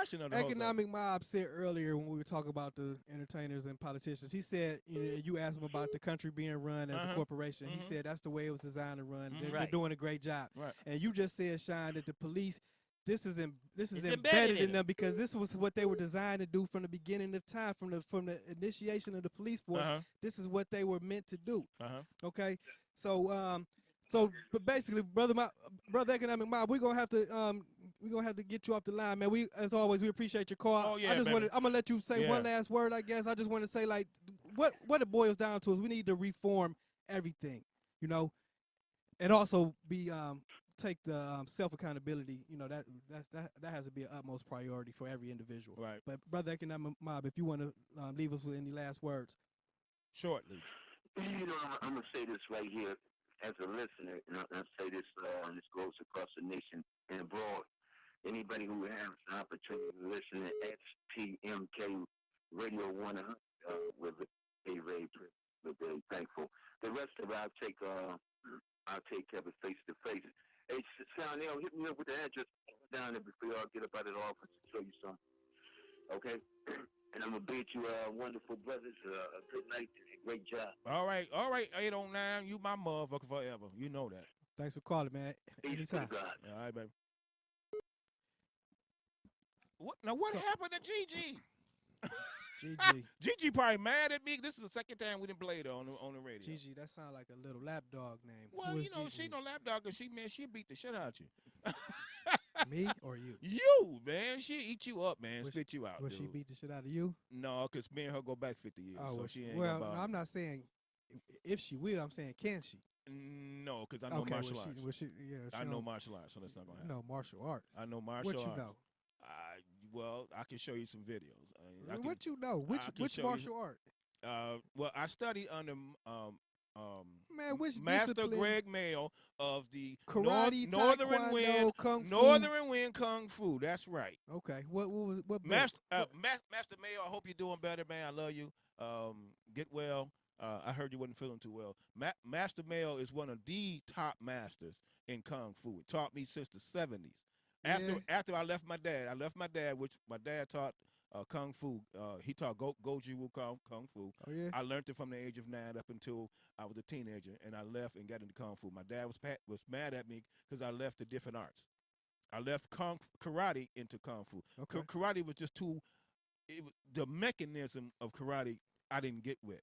Kung Fu has more flow to it. You can ask Bruce Lee. Bruce Lee said it. It's a better flow. He studied, and then he created his own. He created his own. So it's better flow. I had better flow in Kung Fu, and you got your own. You got your own style. My own style, but I won more fights under Kung Fu than I did under karate. So, because we end up taking the '84 tournament at Shaw High School, 1984. Oh yeah. Northern Wind dominated that event. We dominated. Oh man, I didn't know. 1984. I didn't know you were. I'm a bad martial motherfucker. artist. I'm a bad motherfucker. I'm thinking if I ever see some footage of you in action, though, I'm thinking you're more like a drunken monkey. I'm style. a drunken monkey. Well, I don't know, because that's back when I was drinking, but but no, I studied under 2 masters, and I got some awards. I got some trophies. I got on the cover of a magazine. Okay. And I got out of it. Once you get married, marriage. Let me tell you something, people. Marriage take a lot out you. Yeah. You know, you get. Well, I wouldn't know. I never been married, but I can imagine. You're lucky. I can imagine. You're lucky because marriage. Now you taking on a whole new person. Their personalities, their issues, suck your life right out you, and it ain't coming from the place you like for it to be. They sucked never from. gonna have you on no jewelry store. They ain't gonna have you screwed up. And let me tell you, I got out of the arts. I got out of a lot of things because I had to concentrate on being a husband and a provider. Right.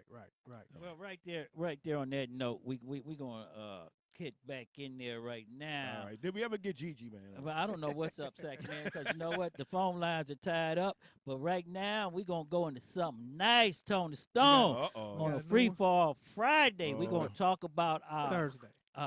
Free Fall That's Thursday. He say Friday. Damn, he's way ahead of us on Friday. We're going to talk to a man that's going to talk about who's going in the land, the 216, all for one, one for all, whatever it takes right here. Cavaliers. Talk about what? Ohio. The Punk Cavaliers. Oh, my God. We're going to talk about them sorry My namesake. Hey, Cleveland Cavalier.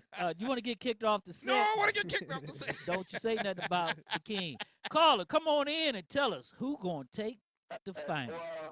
I thank you, gentlemen, for letting me call in with y'all. Wait, who is this? Who is this? This voice sound familiar. This is mine. Better known as DJ Hitman, Cleveland, Ohio's best DJ what? fan. DJ who? DJ Hitman, the best DJ in the city of Cleveland, Ohio, 38 years strong. Okay. DJ Hitman. All right, DJ Hit. Right, go ahead, DJ. Tell us about the Cavs. Last time I talked to y'all had me on y'all show. I appreciate y'all for letting me talk about the Browns. But I ain't gonna talk about. Here's the whole bottom line. The Cavaliers are a better place than they was before. Because remember one thing, in 2007 they had a run-down team with Donnell Marshall. Talk about it. This team they got right here is a bunch of young kids, but they understand the game now. And one thing's for sure, it's called a team game. We may have 3 stars, we may have 5, but it's called a team game. But wait a minute, it's only one player that's playing on this team, and that's LeBron. The rest of them ain't doing too much. Sex man, wait a minute. Back up and let the caller have the thing. Come on, man. Don't cut him off. Go ahead, caller. Go finish up. It's called Keep It Real. My dear cousins, it was always called, if you know anything about Western movies, you remember John Wayne and he had a sidekick? That was a team.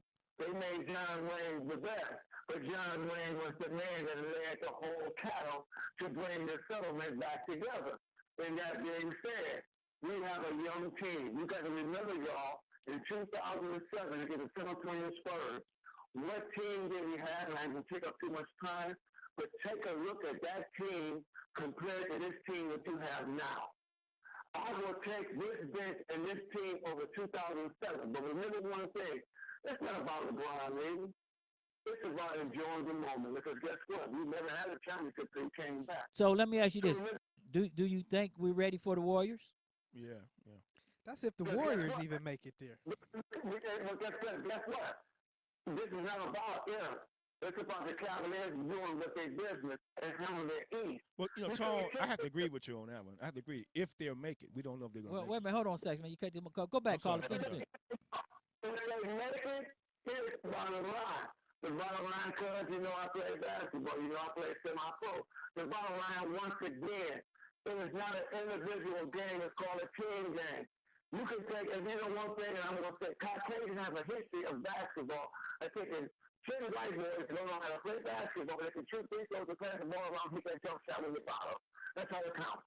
I'm going to leave that alone. Do you think LeBron is going to stay with Cleveland after this season? You think he'll stay or he'll go? You know why? Because guess what? It ain't about the codes. It ain't about movies. He wants to win. But I'm going to tell y'all something right now. The legacy will never, ever be the same if he leaves this again, because he has no reason to. Remember, LeBron is your word. You said I'm retiring here for the rest of my life. I'm not leaving. That's like you telling your wife. That's like you telling your wife, I'm going to be here as long as you consider paying me. Hey, DJ Hitman. DJ Hitman, we before we get you off the line, I want Sax already addressed the Warriors. That's pending them even getting there. How many games you see this Celtics series going? This next round, this Eastern Conference Finals. Well, my cousin know me. It's called television. And I'm going to let you gentlemen see for yourself. A man. Good one, man. That was DJ Track right DJ there. Hitman. DJ Hitman. That was good. Because you asked the same question. I was going to ask that same question, man. He got all the answers, but he didn't have no answers. I like that. That was good. That was a good DJ one. Hitman. DJ Hitman. What we looking like? I want to know what happened to GJ. Because GD going to be mad at me. The phone lines are jumping off the hook. Maybe. Well, this is the second time we played her. We played her last week. Maybe we'll get her on before we wrap up. She going to hate my guts. She going to want to beat me, and that's a big woman. While we checking the phone line, so I'm listening to you, and you're not a Cavs fan? You sound like you're a Cavs hater? No. I'm a Cavs fan. I just don't like some of the BS that's going on that's involved in that right now. So like what? It kind of turns me off. They get all the way, they get ahead, and then they fall back because they wearing LeBron out. Let me ask you a question. You were just telling me 5 minutes ago that you were a martial artist, proficient martial artist. Proficient, right? I will whoop your ass. Did you whoop all of your tournaments? Did you whoop everybody hands down? Like like flat out, or did you have to put up some fights? Did you have some tough battles? The tournaments that I were in, I was in 2 tournaments under my father, under Goji rule, and I was in 1 tournament under what? Did you have some competition? Is what I'm no, asking. no, you know what? I had competition. You know what Sexy Man it problem is? wasn't that hard for me. You know what Sexy Man problem is? Oh, Sexy Man always want to get on Free for All Thursday and talk about what he want to do, but we want to go to the G thing. We got Gigi! Gigi! We got my Gigi! I miss you, Gigi. Where you been, girl? I didn't know what's going on, Zach. And what's happening with you, girl? I miss you to death, girl. I swear to God. I miss you too. I want to apologize about last week. That wasn't my fault. That was Sean. Get on Sean for that one. JJ, you got Sax looking like a kid in the candy store over here right now. That's my Gigi. 50 years I've known this woman. 50 years. That's my boo, man. Well, thank you for calling, Gigi. Thank you for calling. We glad to have you. Was it, we kind of made the rounds of talking about a whole bunch of different stuff. So I'm not sure what you were calling to chime in on, but hey, you got the phone line. Tell us about Kanye. Kanye. Actually, I'm glad you brought him up because I looked at I looked at it and seen some of the stuff he tripping on. But Kanye West, only thing I can say about him, he got his own opinion, and I do agree with him on the free thinking and the free speech and all that. I agree with him on that, but he's wrong about that. That slavery stuff, yeah. Because he was doing good. We brought slavery What Gigi? He was doing good with that speech up until that point. He had the honesty. He was on what's that, TMZ? He was on TMZ and he was doing good. He was doing good up until that point. When he got to that point about the slavery, he lost everybody because it was the way he delivered. It was screwed up. Right. He lost it. That was it. But he was doing good up until that point. But you know what? I understand kind of sort of what he's saying, but he just said it the wrong way. He did it. It was his delivery. Exactly. Exactly. So I understand what he's saying, but I do disagree with that part of the slavery thing. I don't agree with that. I don't agree with that either. They brought us into the slavery. Right. We didn't make ourselves slaves. Right. Hell, we wasn't bothering nobody. They came and got us and started selling us and raping our women and our kids and taking us and making us do stuff we don't want to do. Well, Gigi, I understand, and I respect Sean to death because Sean looks out for me, even though I don't see it. Sean looks out for me because Sean was telling me the same thing. Sax, it ain't what you say, it's your delivery. And so by me seeing what he did, I seen it. And I say, well, damn, Sean, right, it is your delivery. It ain't what you say, it's how you deliver it. So I understand that. I understand that now. So, G, let me ask you this. Would you buy Mr. West's music still, or do you think they should hold that against him? But I mean, do you think that? But do you think they should? I listen to it like, if he's singing, and sometimes I don't even know it's him. Yeah. But other than that, I never bought his music. So, How about his clothes? You buy any of his clothes?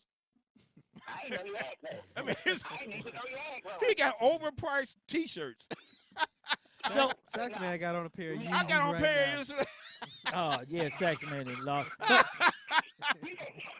Tone got on a pair of that man's underwear. So Gigi. Yeah, he did.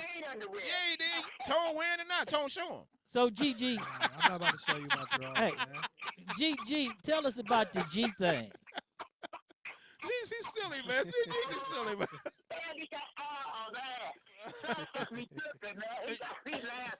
Hey, tell us about the G thing. Is that still going? Yeah. What is the G thing? Nah, well, I haven't been on air in a minute because I was going through some stuff, but I never get back on the air. But I have found a whole bunch of stuff that I can talk about now. So I'm probably gonna start it back up. I got 70 videos out, but I'll probably start it back up. Start it back up because I kind of missed that. That was pretty cool what you was doing. I was following you on Instagram. I don't see you on Instagram no more. I don't see your family. I don't see nothing. I'm like, damn, what happened? I had stopped it because I was tripping. That's all. Okay. That's all. But I know, I know what's going on now. Well, tie your shoestrings up. Stop tripping over them. Get it right. That's all you gotta do. And put the big girl panties on. Put the big girl exact. And tell Bonnie she better call me. Tell her quit playing. Oh, Bonnie, man. Listen. I'll wait on her to call me. Okay. She ain't called you yet? I talked to her. I ain't gonna lie, Sax. I talked to her about a couple of weeks ago. Okay. Hey, G, we're going to have to move on, and we thank you for giving us a call, darling. And no problem. when you start the G thing back up, you're going to have to give us a call. Yep, please let us know, baby. Yeah. Right there, that was GG. All right, G. With us on the thing. But I want to go back into some things that Economic Mob was saying, Tone, and a couple of our callers were saying about Kanye had. That's his freedom. I call him Kanye. K-Dave. Yeah, that's his new name now. Daylight. I want everybody to call him Daylight. Kanye. Hey, he says that is a choice. Well, he said it's our choice, right? Kanye store. Kanye. Right. It's our choice, right? All right, go ahead. Call him. So, but what I'm going to say is this on the real side. Everybody has the right to an opinion. Right. Okay, but you don't have the right to your own facts. Okay, True. And the problem is when you start talking about history and pushing history into light, it's okay if you're sitting there talking to an audience of people that have been through slavery with you, and everybody has a diverse opinion of it. But it's another thing when you're talking to people who actually doesn't believe there's anything wrong with slavery. When you talk to them that way, then you diminish the hit and the problem of it. Okay. And that's what I think is going on right here with entertainers, as you said, politicians like Trump that's taking on brown people, Mexicans, blacks, that diminish what people have been through. And that's the greater problem, that our kids are not understanding the pain and suffering that their forefathers went into. Yep. Now it's being diminished as it's okay. And then like Sax Man sitting over here laughing and joking, because I got him now. So you're quiet and listen. Because I'm not gonna say that because I'm like you. When you got a president that's trying to push out an entire race of people, not just one, not just two, but three. You talking about Muslims, blacks, and Hispanics? Right. Come on, but that's his base. When you go to the base, his 30% base, they're all right. So when you look at that, and this is something next week, people, we're gonna talk about. Tone the Stone. Hey, he sit up in the chair. Next week, Sax Man gonna bring back some law enforcement stuff with us. We might have a studio guest. We're gonna get Cassandra McDonald into the studio with us also. Yeah. Tone, I want everybody to hold on for a second because I know what time it is, and it's almost that time. But last week Sax Man sit in the chair, and he really did a good job. And he had a good show. We had Eric Jonathan Brewer come on, and Brewer was really, really hard on Sax Man. And Sax Man Review, they got kind of hard on him because Eric Brewer. So we want to get Eric Brewer back on here and straighten that out. Yeah. Definitely. Can I say something real quick before we go? The caller Xavier, his opinion, his views does not reflect on Sax Man's view. All right, just because I was agreeing. Oh, don't tell me you throwing the brother under the blue. No, I'm not throwing him under the bus. I'm just saying, just because I was saying, let the brother talk, it's just his opinion. Because on this show, you are allowed to express your opinion. But that doesn't mean that I agree with him. See, but there's only one problem with Xavier's opinion. He's not in studio to defend himself. But there's only one problem with that. When the community, see, I'm going to go back to this because we hit this earlier. When the community is telling you this is happening in the community, the last person you need saying that they're going to do it is a law enforcement officer. I got you. And a black law enforcement officer. Well, he knows that. Okay, but the 300,000 listeners that's listening doesn't know that. Right. So actually what everybody's hitting on right there with him, Saxman, is that he's confirming what the community tell you and the behavior. And that's what I was telling you earlier about one person doing something good in the community, saving a baby, and that video go viral. But tomorrow you got 5 other videos of somebody doing something wrong. And then you get police officers in situations where you're only seeing half videos. People going to go to where the wrong is before they come to the right. Exactly. Because remember, the only thing that can knock out darkness is light. Right, And on that note right there, Tone the Stone. Fan base is big, I can't lose. Sugar bow down, I'm the next to rule, but I'ma stay on the cool, remain on the under, cause like Andre 3000, your boy's ice cold. Ain't no limit to the gimmicks and ways to make money. No limit to the just to act funny when you get that cake, cause you spit that way. They may love you tomorrow when they hate you today, but yo, that's the way the story goes. So I was told, following the rainbow down the yellow brick road. Please believe at the end ain't no pie to go, just some platinum beats from the Cleveland streets. Tone the Stone sitting in the pilot seat. Thanks again for another great show, Shine Sachs. I appreciate y'all brothers all the time. Thanks for all the listeners out there for all continuing to tune in and support us. Thanks for the callers. We always love to have the interaction with some of our listeners and get their feedback and their opinion. People, get your life together. You know, get your priorities straight and take care of your responsibilities. And I think the moral to the story with this Kanye thing is that kids, say no to drugs. Leave the drugs alone, because the man said he was on opioids. And he said he had liposuction, and ain't no telling what type of anesthetics they done put him on. They had him on, so he was loopy, man. He was very loopy. Hey, his correct name now is Conde. Remember that. We're gonna put him right where it's at. Sex Man sitting on the chair next week. He's coming back into the control room. Hopefully, I don't have no fighting going on in the studio like we did last week. Hey, I want to thank you, Miko. I want to thank the DJ, and I want to thank you, Gigi. I love you. Oh, and Economic, bruh. I'll talk to you a little later on. We're gonna meet up. Hey, I'm your host, Sean L. here. Stop the Madness, keep it 100. We got a lot of things coming forward. Next week, Sax Man going to sit up in the control room, and he's going to get off the beat. We're going to talk about the problems with police in the community. Yes. We're going to try to get some people into the community to come in and talk. We got the millennials. Tone the Stones don't go out and talk with them.